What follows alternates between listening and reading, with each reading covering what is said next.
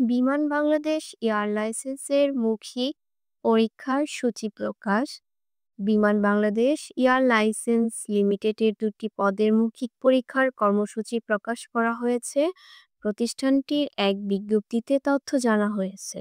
বিজ্ঞপ্তিতে বলা হয়েছে, অ্যাসিস্ট্যান্ট ম্যানেজার অপারেশন জিএসই পদের মৌখিক পরীক্ষা ১৬ ও ১৭ জুলাই এবং মেডিকেল অফিসার পদের মৌখিক পরীক্ষা ১৭ জুলাই অনুষ্ঠিত হবে।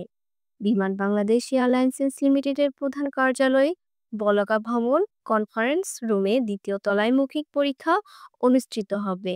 মৌখিক পরীক্ষার সময় লিখিত পরীক্ষার প্রবেশপত্রের কালার প্রিন্ট ২ কপি, পাসপোর্ট সাইজের সত্যায়িত ২ কপি ছবি, জাতীয় পরিচয়পত্র ও জন্ম নিবন্ধন সনদের মূল কপি ও এক সেট সত্যায়িত ফটোকপি জমা দিতে হবে।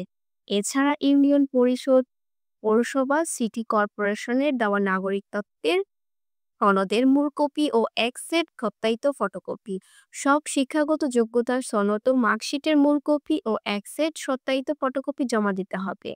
মেডিকেল অফিসার পদের ক্ষেত্রে বাংলাদেশ মেডিকেল অ্যান্ড ডেন্টাল কাউন্সিলের বিএমডিসি রেজিস্ট্রেশন সনদের মূল কপি ও এক সেট সত্যায়িত ফটোকপি জমা দিতে হবে।